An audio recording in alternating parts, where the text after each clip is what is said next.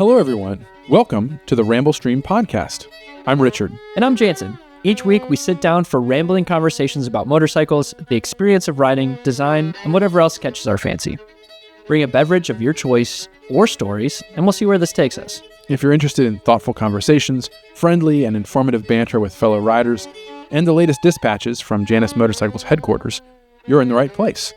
Let's get started. But good evening. Welcome back for Ramble Stream number 115. If you're new to the Ramble Stream, welcome. If you're an old hand, you know the drill. We're always excited to see new folks, though, new names in the chat. So the format we follow here, we get to talk the whole time. Sometimes maybe too much. Too much, I would say. You all get to comment, and so we highly encourage you to don't lurk.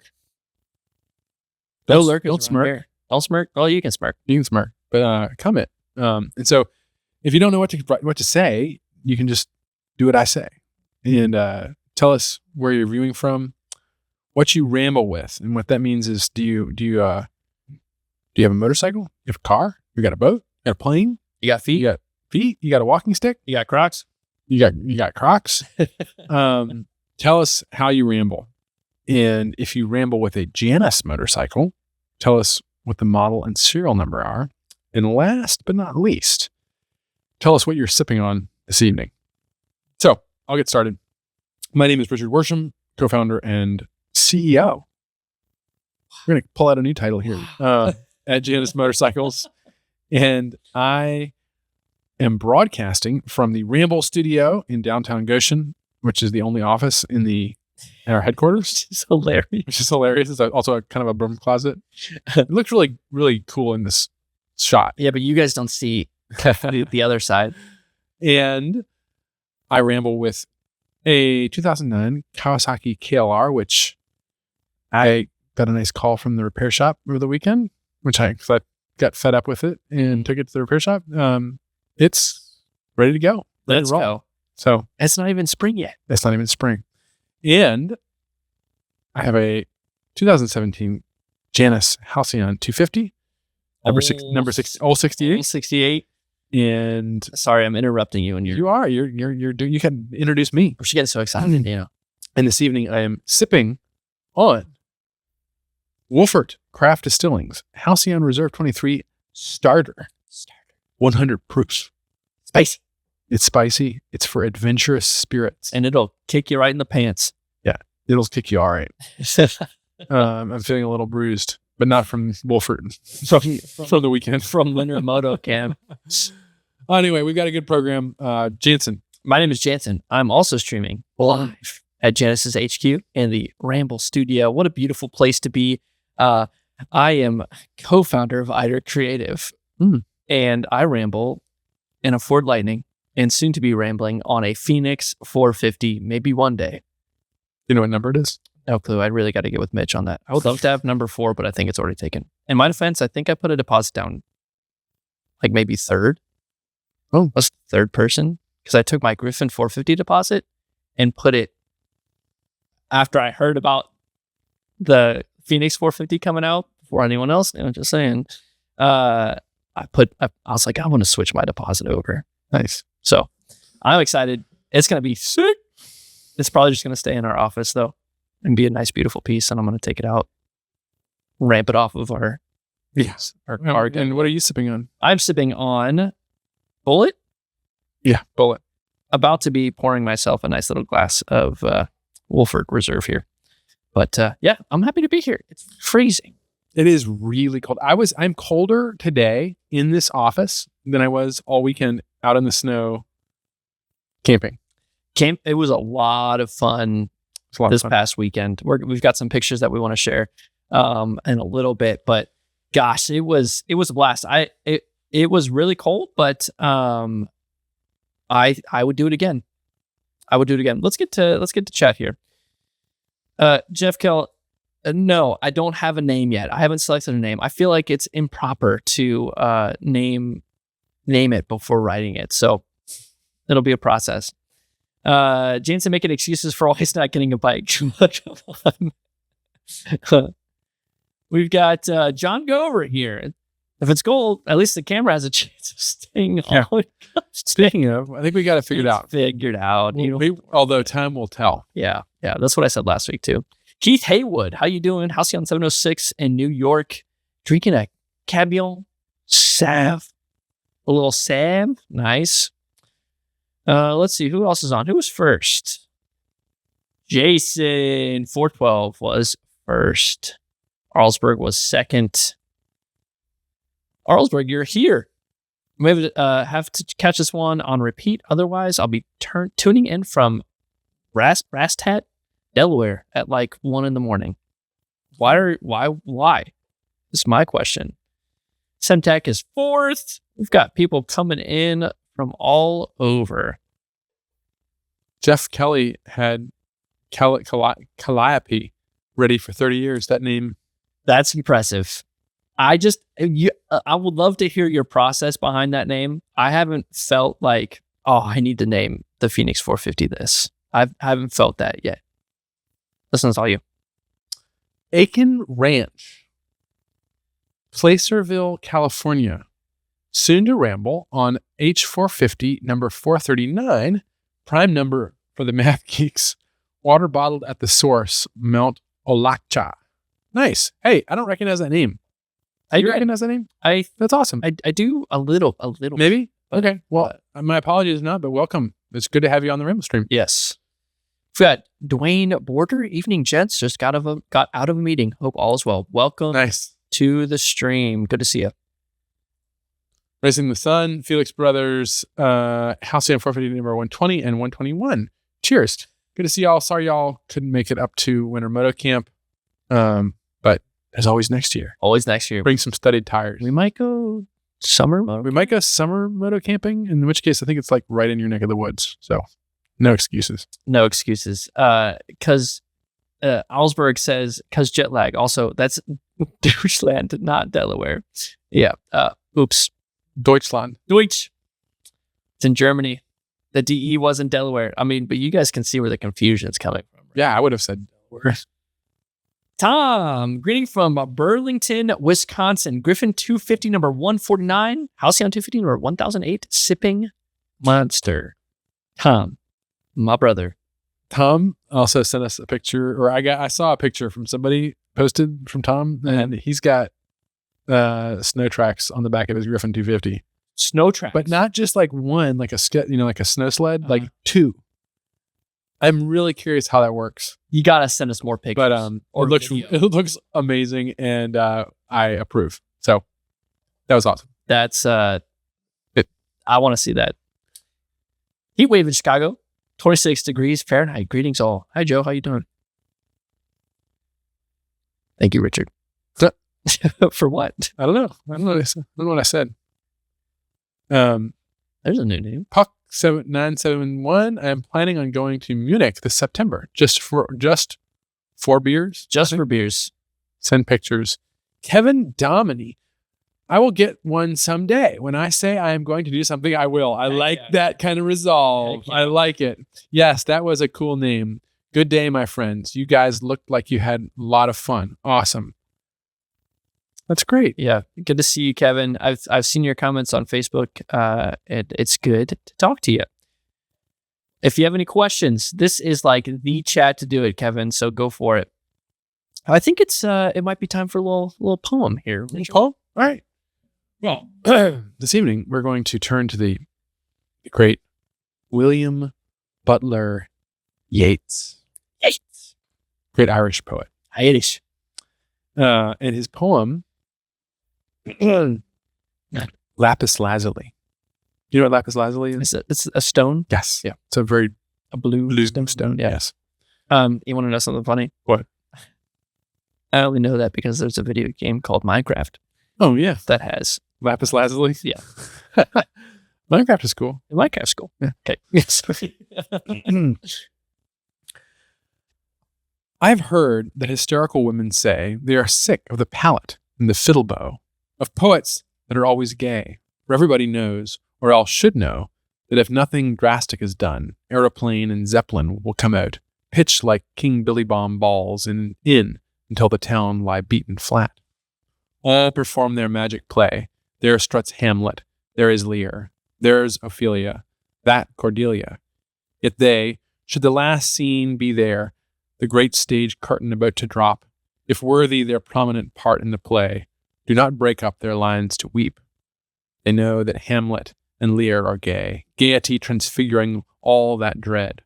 All men have aimed at, found, and lost.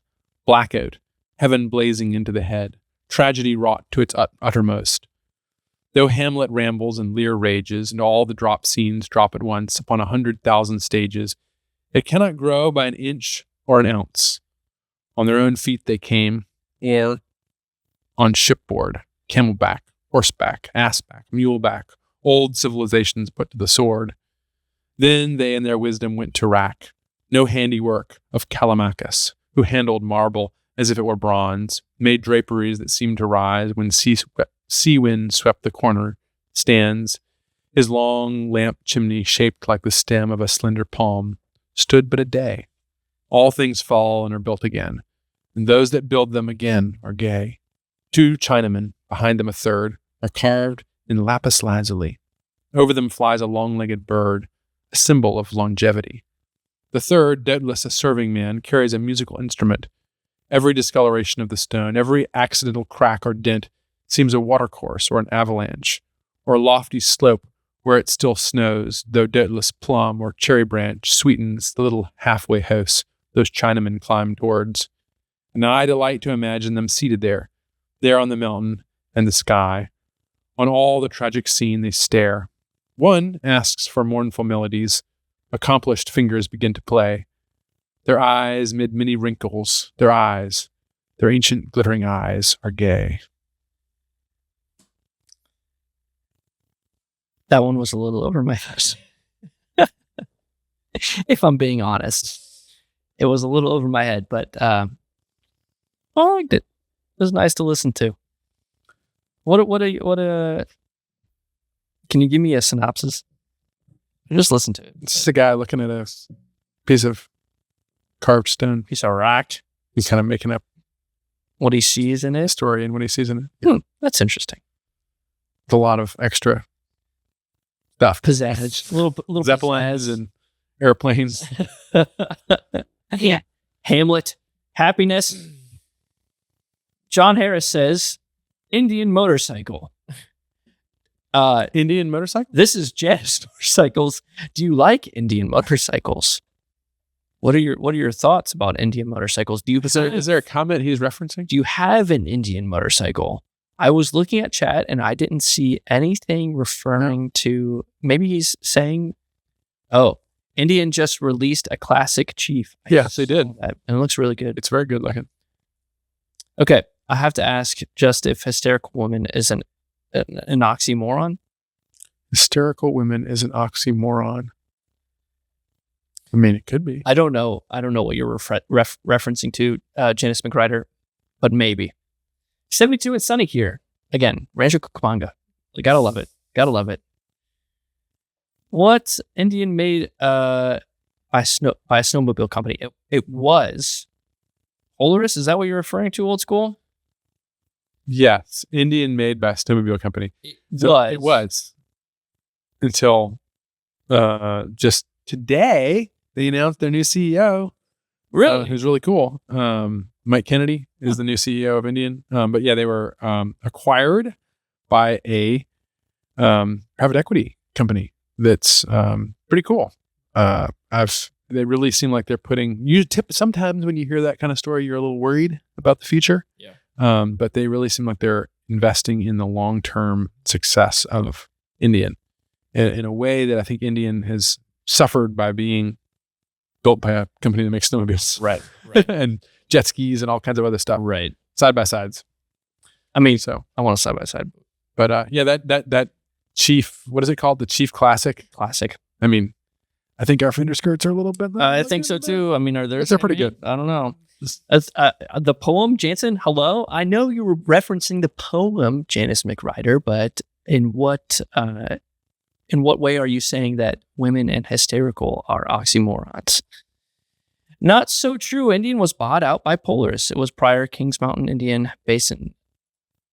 We got a lot of comments coming through that I'm glad you guys are all talking to each other. It's great. I feel like on a real note that we've, in an effort of y'all have really built a community here that kind of talk to each other and have a good time in chat. And I think it's really cool that sometimes we can just be yammering on and you guys are yammering on. It's absolutely like going to a party and everyone's talking about different things. It's great. But I think it might be time, Richard, for a fan favorite segment called Janus Featured Builds. Brought to us by Mitch McLean. Thank you, Mitch, for these beautiful motorcycles that you are about to see. Up first, we've got Kirk. This is his Halcyon 450. It's number 419. Now, Richard, do you have a guess? Well, I see lots of cool things on this bike.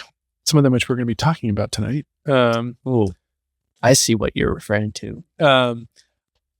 Black frames. I'm going to guess that this is going to be a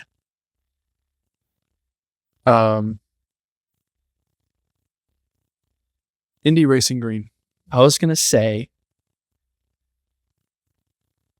vintage red. Nice. Good choices. Good choices. We got our L10. No, I'm going to take it back. Take it back. OD green. OD green. Okay. OD green. We got a nice shot from the back of a Halcyon without the rear suspension installed. Let's keep going. Oil cap. Rear transom. I want to kind of follow through these here. Yeah, you're good. Verticals. Horizontal. Forks. Box. Top plate. Look at that. Look at that. Rear shocks installed.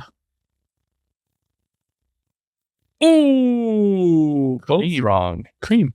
That is the color of 68. Although 68 does not have double pinstripe. No double pin. Are they both gold? They are both gold. That looks real nice. Look at those hand formed fenders. Good grief. Look at that. You just see the paint, how it's on top of the powder coat. You can see the ledge almost. Yeah. So cool. Look at how it tapers. It tapers, but there's like tiny imperfections. So good. It's perfect. So good. There's your 450 engine. Halcyon logo. Airbox. And ooh. Whoa, what? Huh.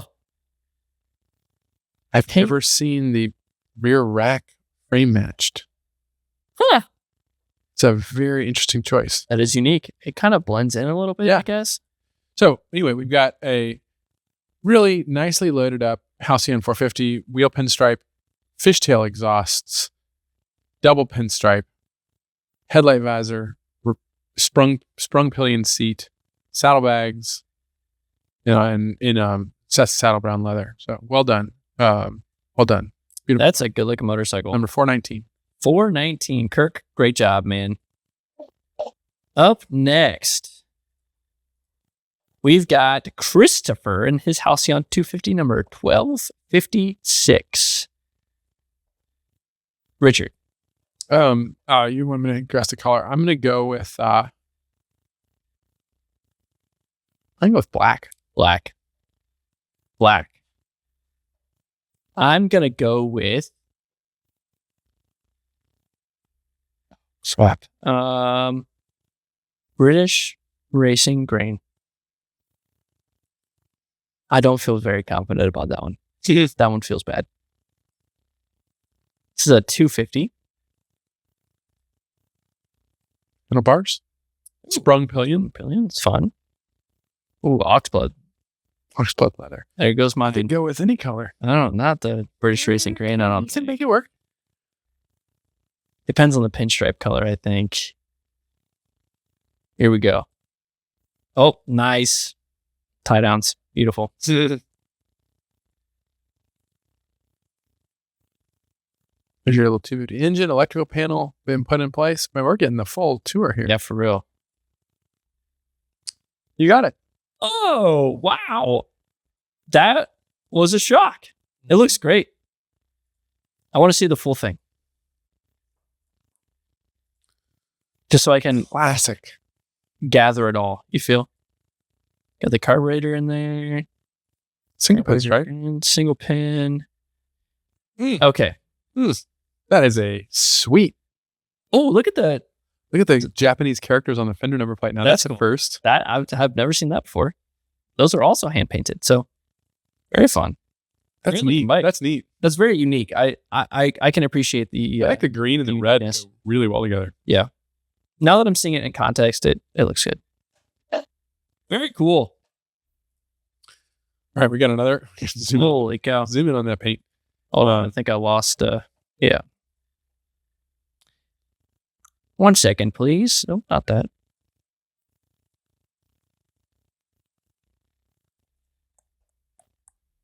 Up next, we've got, slowly but surely, Ryan. This is his Halcyon 250. This is number 1258. Why don't you go first on this one? I'm going to guess Maze. I'm going to go with Charlotte White Blue. Okay. 2 very unique colors.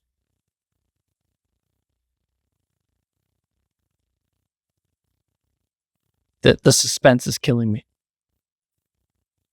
Oh, called that one. Nice. That's great. All right. Oh, that looks so we good. got a primary in vintage red with a cream second pinstripe. That looks very nice. Super good. Contrast. Look at that. Wow.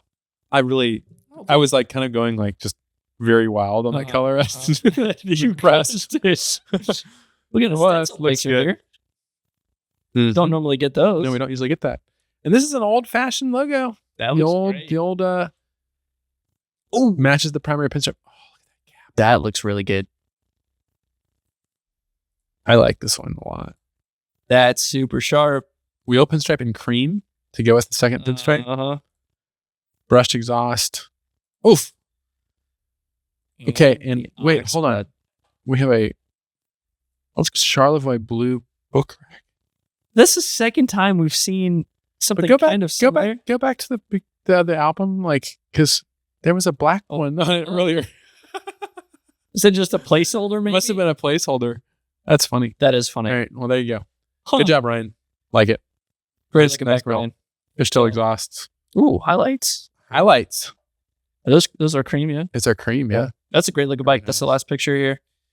That has been Janus's featured builds. Thank you, Mitch, for sending those over. Those are some of Mitch's favorite builds that have been coming through the shop lately. And I agree. All of them have been muddy. Yeah. So good. Let's hit to the comments here real quick. Aiken Ranch says great color choices today. Yeah. Yeah, they are. They're very good. Very nice highlight. We've got Bill Maxey here in Tallahassee, Florida. Hey, Bill. Oh, so Bill Maxey is doing weed. It's all I didn't make that connection. Okay. I got an email from Bill recently. That's good to see you. Tallahassee, Florida, just got finished a ribeye. Ooh, mashed potatoes and a bowl of ice cream. Oh my God. 74 years old. Happy birthday. Many years to you, my friend. That's Happy great. birthday. That's awesome. Jeff Kell likes the highlights. Keith Haywood's on. Happy birthday. Oh my gosh. Hey, Confetti, can you snipe that guy? And the Twitch chat, please. Thank you. Jeff Kell says, happy birthday. And Bean Station is coughing a witty monkey again. I don't know what that means. I don't either. What else we got going on here? We got lots of comments. Yeah, tons of comments. Jansen, any racing green pinstripe on a Brit racing green. That would be crazy. I don't think you'd be able to tell any difference on those. Yeah, that would be wild. Do you think you could? That'd be wild. You would be able to help it. I mean, I've seen green on green, but it's like black. Yeah, but you'd be able to see it's there, but I don't know about the difference in color. Barely. Mark Gallistel. Yeah. Hello. Hey. Hello again. Hey, Mark. Welcome. I recognize that name. How you doing, Mark? Lots of people liking the colors of the bikes. The smell of a new bike, says Old School. Ain't that the truth? What does the new bike smell like to you, Old School? I'm curious to get your thoughts. Sure. All right. What do we want to do announcements now, or do we want to do a thing? Let's do a thing. Let's do a thing. You want to do announcements after that? Let's do announcements after that. Okay. This evening, I figured we'd do a little tour of some Janus motorcycles. You may have, in the featured builds, seen one of these. There was an Easter egg, if you will. Easter egg. We have, I don't know if we've actually really talked about these, but we have new foot pegs, and I'm going to show you the new foot pegs. They look in some of those pictures. So awesome. we have our camera ready. All right, check this out. We got it to work. If I can actually line it up, but this is the new. It's kind of really hard to figure out which way I'm going. This way. There it is. So these are new 450 foot pegs. We may eventually get to the point where we offer this on all the bikes, but right now they're only available on the 450. These are actually passenger pegs. So that's why let me move my mic here real quick. Use both hands. Golly, it's hard. They fold up and they have this wonderful detent that goes. Listen to this. Ooh. I don't know if you guys heard that. I'll hear that. Here, I'm going to just do it for the mic. Do it for the mic. Ooh, that's good. That's how you fold your pegs up. But anyway, these are beautiful foot pegs. These are actually manufactured. I think I can say this online. This is actually the people that make these they're a supplier for Harley Davidson. We knew that they came with good high quality standards, but they had this lovely little roundel spot on the side, and we said, "Hey, can you put a Janus logo on that?" Actually, Neil did, because Neil liked to put Janus logos on everything. Everywhere. And lo and behold, they can. So that's actually laser engraved Janus logo. But the top of the peg, if you look at the end, they are round foot pegs. If I can line it up, sorry. But they have the top flattened. And then there's a bolt that goes all the way through. And then there's this rubber top piece, which they actually grip really well. I've used these. I'm a big fan. They're really grippy. And that rubber is not held on by like glue or anything. It's actually held on by the bolt that goes through the middle. So it will not come off. That's awesome. Extremely high quality. They bolt together. They have this lovely little clevis down here at the bottom. That is the actual peg itself. This part up here, man of the hour, is there's Scott. So Scott helped us to source these, and Scott says they are forged aluminum. So there you go. Any Scott, share any other details on these? We'll highlight them in the chat, Scott. But we've been working with a really great supplier for these for months now. And these have actually been in production on a production assembly bikes for a little bit now. Mm-hmm. But this is just one of the many, many projects that Scott has been working on with us over the last year, over a year now. So very, very excited. These are something that you would also be able to maintain over a long period of time, because they come apart, you can service them, and they're heavy duty. Now, are these something? So those are passenger pegs, but the rider pegs, we also have rider pegs for them. Yeah, I mean, I should say that they're interchangeable. This one has the detent, which allows it to fold up and lock up. Now, your rider pegs, they're able to fold up, but they don't lock up. They just fold up so if you corner really, really hard, they'll fold up out of the way for you. Yes, these are, of course, available as the rider peg and the passenger peg. And then would these fit, say a customer has a 450 already, would these fit on an older 450, or would they have I believe they do. And now, my third question. Are these available for sale on janusmotorcycles.com? That is actually a great question. And I think that you just give us a call. Yeah. If they're not listed on the site. We're working on listing all the these various pieces that as an aftermarket add-on as well. We are not doing a giveaway of any pegs. We're not doing a peg giveaway. That's a great idea. That. Yeah. So cool. Yeah, if you want some of these for your 450 only, your Halcyon 450, right?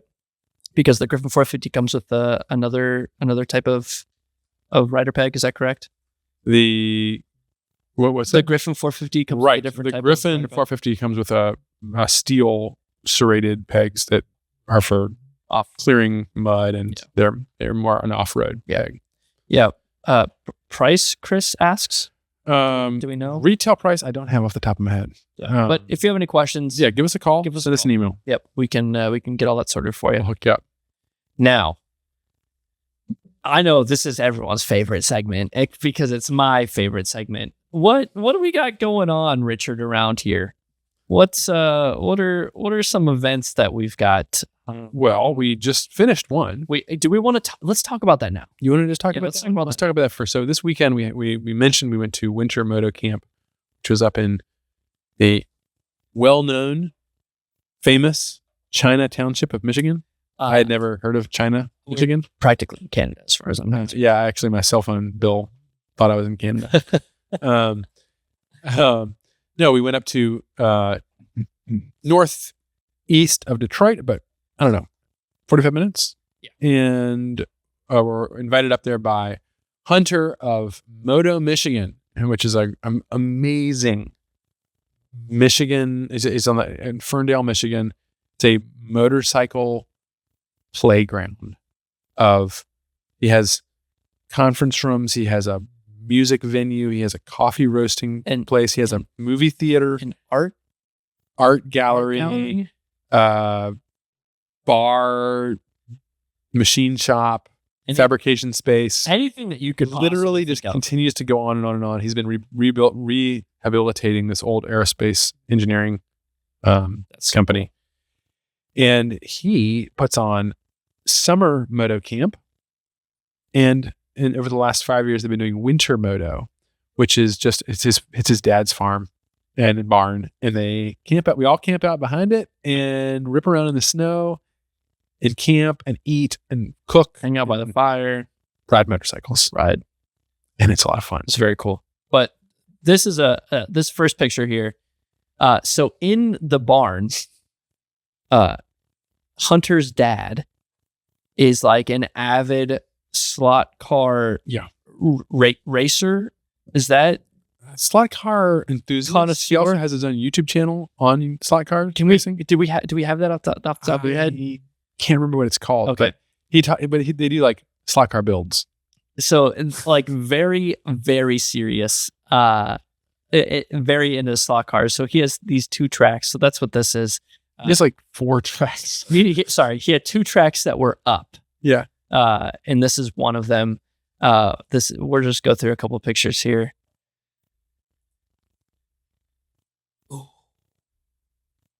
It was very cold. It was pretty cold. It was a lot of fun. Looky there. Talk a little bit about this bike. Yeah, this is Neil Carlson, our lead designer.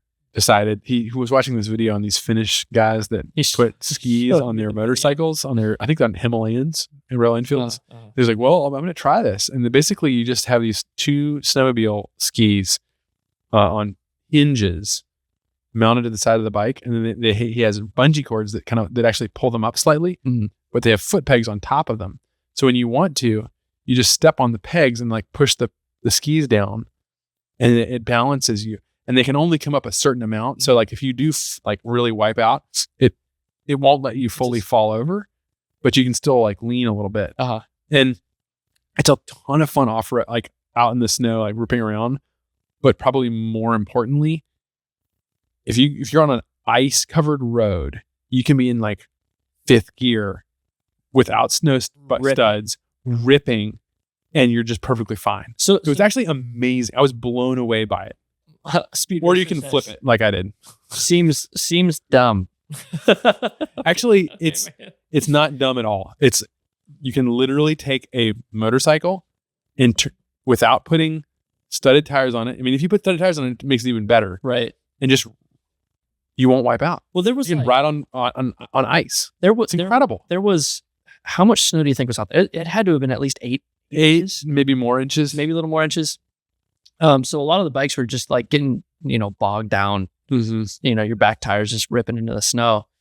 And that seemed to did pretty well to help. There was one guy who, I don't know, I wish I would have got his name. He was tearing it on that orange bike. Yes, we shredding it. We've got a picture of him here soon. Yeah, he was making me look like I didn't know what I was doing. So this is more artistic. Yeah, or that was that Bull Taco, I think. Oh yeah. Okay, this picture. That's pretty cool. So snow is spinning. Well, we did a partnership with Rivian.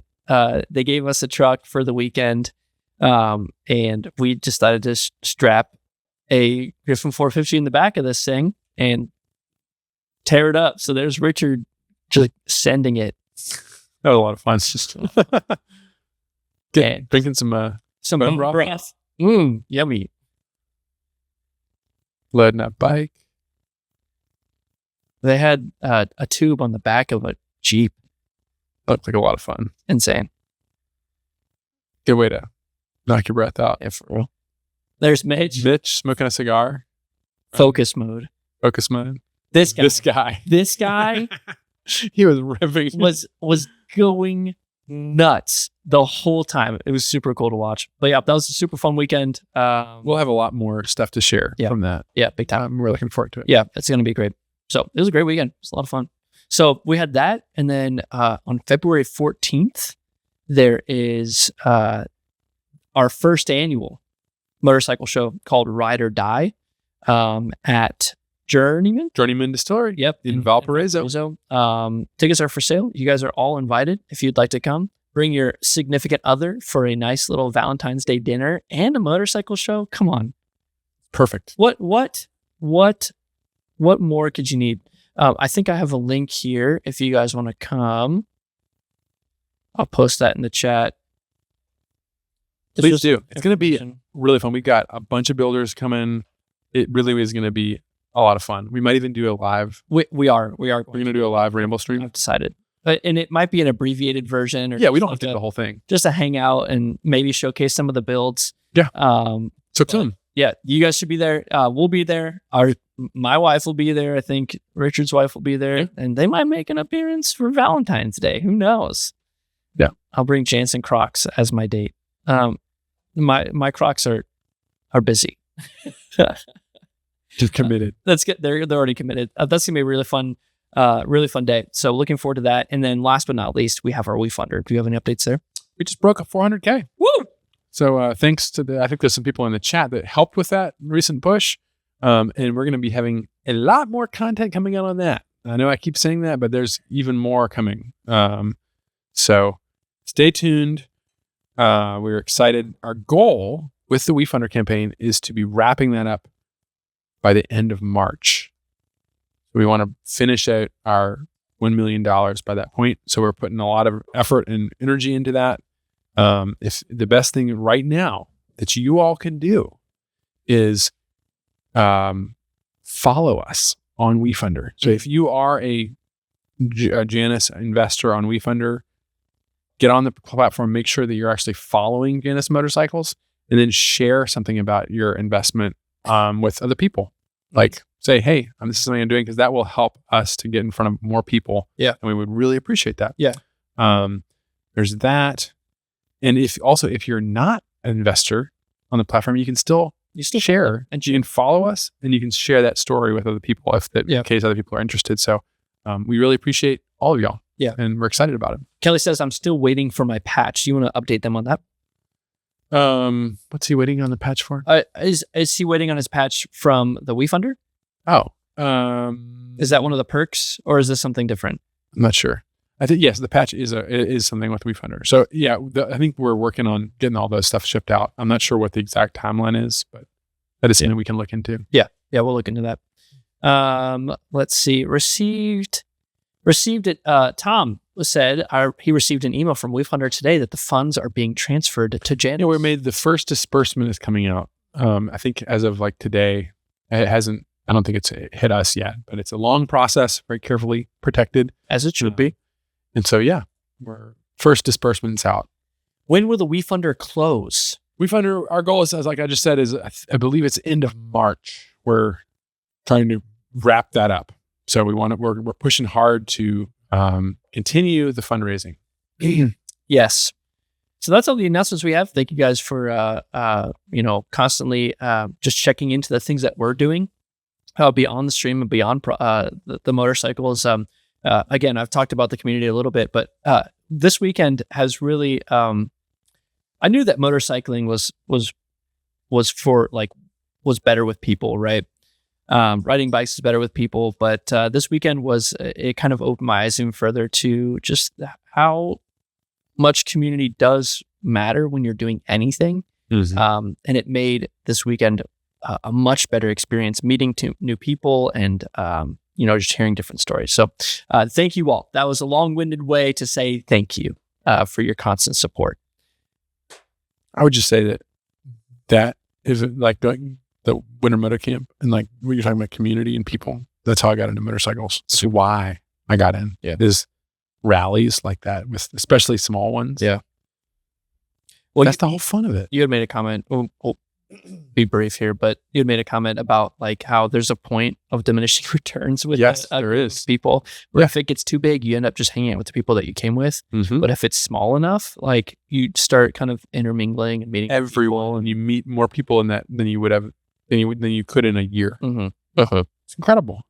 Yeah, I found that number is between 10 and 50 people, 10 and 35. I don't know, somewhere in that number, you get a really good ability to hang out with people. Yeah. So super cool. But on to the ramble, Richard. What do we think about how habits influence routines? Yes. Last week we talked about habits and what they were. I thought last week's conversation was really productive. I thought it was enjoyed that. Well. I would love to hear y'all's feedback on that. Leave a comment. But today we're going to be talking about how those habits kind of inform our routines and how our routines inform our habits. And I guess to follow our guide. What is? Yes, that's right. What is a routine? What is a routine? So, a routine. Well, first let's go back and say last week we talked about habits. Mm-hmm. What is a habit? As far as what was the consensus? My consensus was it's something that you do repeatedly, whether it's conscious or subconscious, that informs. Well, I think we agreed that it was subconscious. Oh, right. Yeah, I'm still holding on to it. But it in the end, it kind of is just identity, like at the root of your character, right? Yeah. And so, what is a routine? Well, typically when we think about routines, we think about something that's repeated as well. Mm-hmm. It's something that we come back to. It's something that we do regularly. Obviously, like you think of a routine, you think the first thing that comes to my mind is like the routine of the day. So you wake up, right? You eat breakfast, or you don't eat breakfast. I'm not a breakfast guy.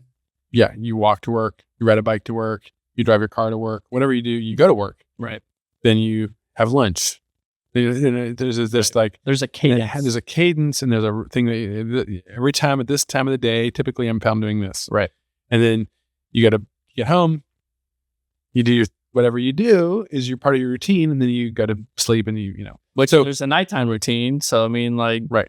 So they're interspersed throughout. Maybe a good jumping off point for this conversation is what is the difference between a habit and a routine? Mm-hmm. And maybe that takes a little bit of revisiting the habit question. Like we talked about habit and like, yeah. Or do you want to just dive right in? I think we should just dive right in. Okay. I think we should just talk about routines here. So one of the things that I do think we have to just touch on was one of these about a habit is that a habit is a internal kind of process that does deal with your character. Where and I think the argument that I was kind of starting to get to is that a routine is more of a external. That's an interesting way to view it. Habits are internal. Routines are an external, to sound wooey, an external manifestation of your habits. Well, no, I don't think it's a habit I think is different than a routine. Yeah. I've got to figure out, like, the question is, like, what is that difference? Yeah, but I think habits influence our routines. Yeah, well, yeah, we can, or vice versa. That's what we'll get there, I think. But I'm just, like, it's not just a manifestation of something. I think that's fair. It's like its own thing. Right. So habit, we looked at the meaning of the word. It's always like, maybe it's cheating, but like the meaning of the word habit is that it's has something to do with your habitus, your character. Yeah. So the meaning of routine is that it is it's in the word. What can you take a guess what routine comes from? Root. Yeah. Yes. But the interesting thing about the word is that it's actually, it's a way made passable by repetition. So it's like a path that's been, it's worn into the countryside, or like through the bracken. Yeah. Well, you know what I mean? I think of like, like mountain goats. You have like very like rutted paths up mountains, and you can't really. It's hard. It's really hard to get up that little rut. Oh, to get out of the rut. To get up and out of it. Yeah, that's an interesting point. It's so slanted on either side that it's like, I just keep falling back into this. You know? Mm-hmm. Yeah, but I think that isn't that interesting history that's where that comes from. Is that it's obviously you see the word root in there, right? And you think path, right? Well, it's a path of life. It is. I think it is, but it's a path that's been made by just doing it over and over and over again. Yeah, that's where it gets interesting. Right. I think that's the key in it. Is it's not necessarily a routine unless it's repeated. Right. So, yeah, I think that's something that was just worth pausing there for a minute. And the difference between that and, say, as a habit is that, at least I don't think, maybe it sounds like Jansen doesn't agree with me, but my argument wrong last week was that a habit is something that it is internal, and it is something that it's just something you do. And if you do something enough, it becomes a habit, and then that habit becomes who you are. Yeah. And I think that if you want to contrast that with a routine is something that you were saying, like a habit is like it has some intention to it, right? I think a routine, you can have intention. Right. You plan out a routine. Right.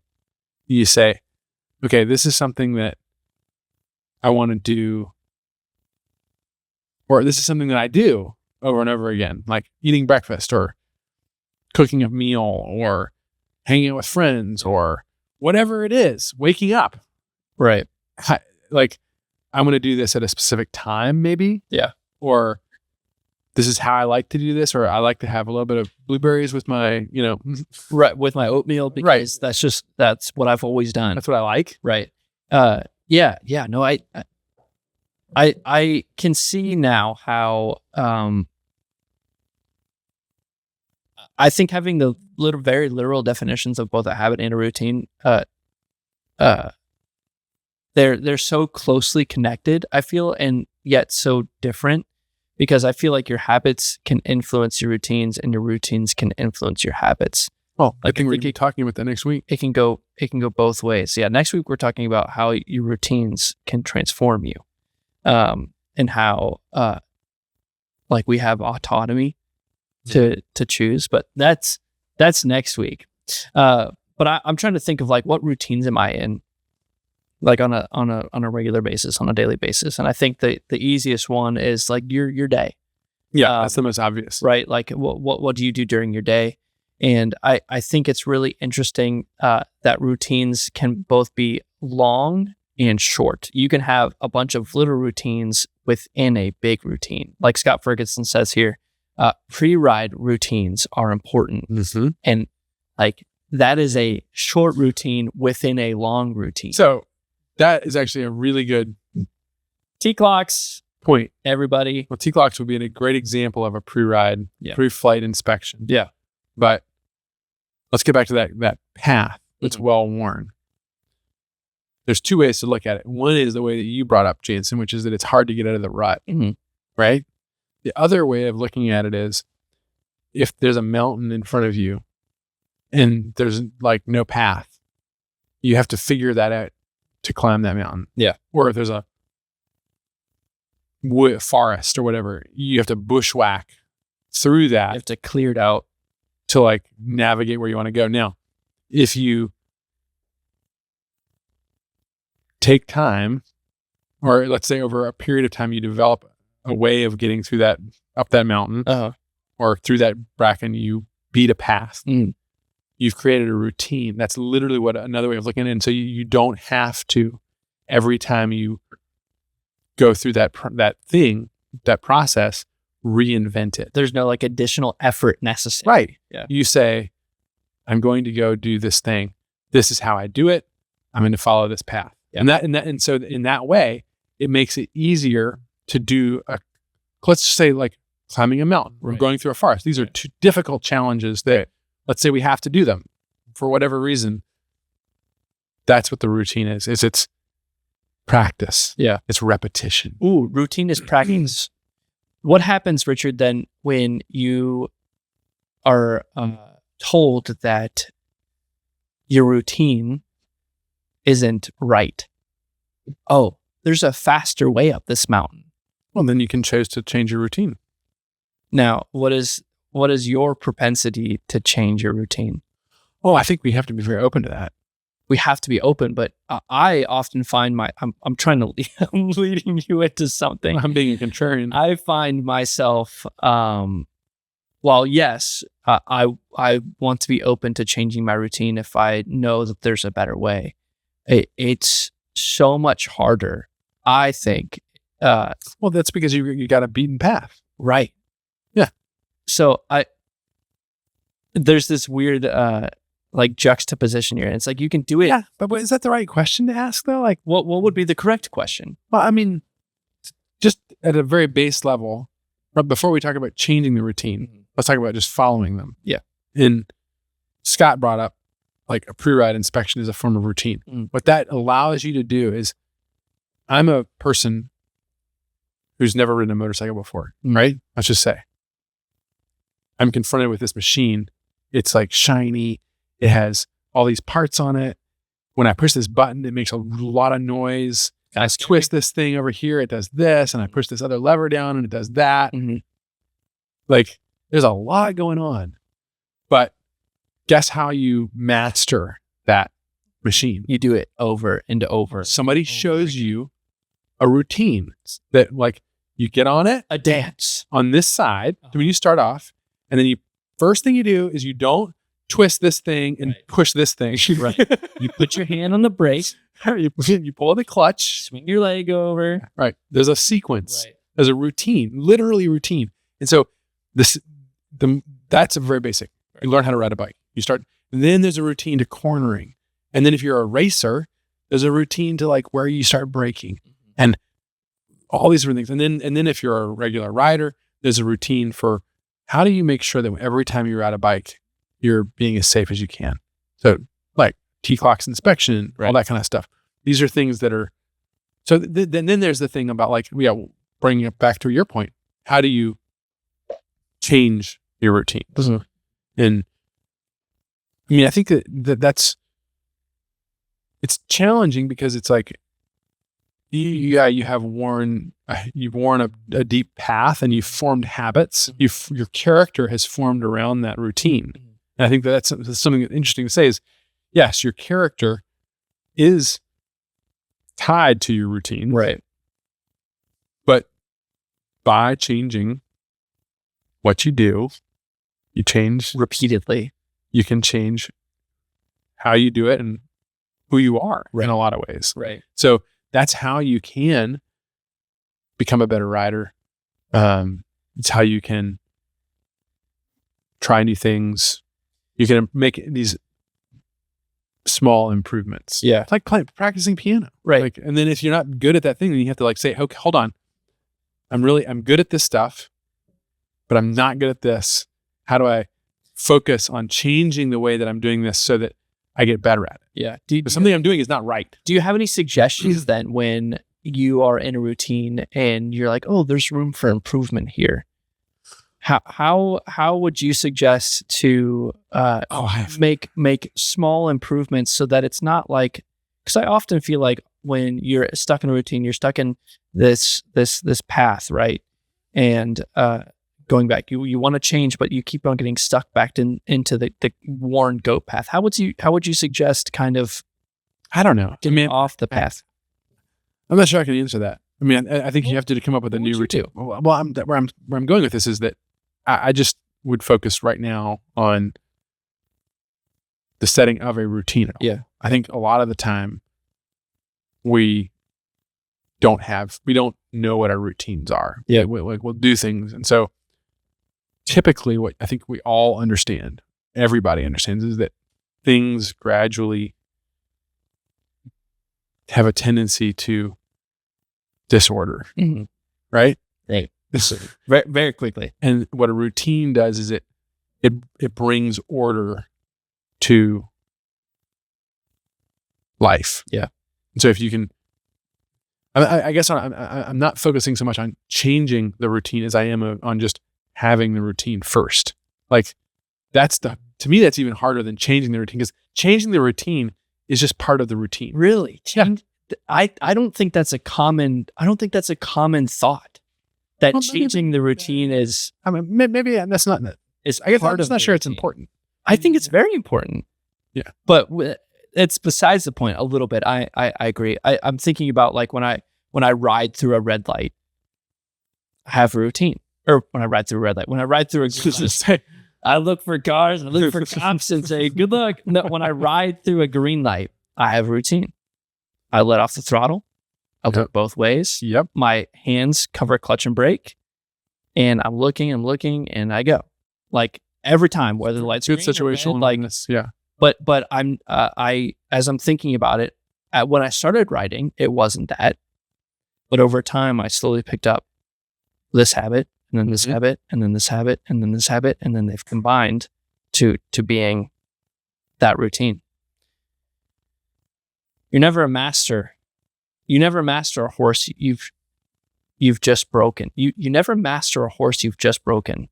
I'm not sure what that means. I think is referring to like when you train a horse to be ridden. Like how does ritual fit into this discussion? That question. I think that gets significantly past the conversation. I don't think they seem the same to me, to be honest. You think they do or they don't? I don't think I know. Like ritual and routine feel similar. Yeah, I think they are very similar. Like almost the same. But I think that typically when we think of ritual, we are invoking higher powers. Okay, it's a routine with higher powers. Is a ritual. I mean, I'm not saying that's what it is. I'm just saying that typically a ritual, the way we use that word, we're talking about more transcendent, metaphysical powers. I could get behind it. I bet most people have a routine on how they get dressed every day. Absolutely. Well, what am I going to talk about? Kelly said. I do think that part of a routine is the fact that you're naming it and you're describing it. You're not just doing it. Yeah. Like a habit is something you just do, right? That's what we said last week. A habit is just something you do, and it can be good, it can be really bad. Mm-hmm. A routine is like a rule that you try and follow. There's an attempt made. There's intention. It's not innate. There's a desire. Intentional. Right. Yeah. It's not innate. It's not subconscious. It's not if it was subconscious is that like how I want to use that? Like if it wasn't intentional, it wouldn't be a routine. Yeah. Like it's a rule you're following. At what point we're out of time. You're trying to bring order to something. We're out of time. And I think that's the human condition is to try to bring order. But at what point do your routines become habit?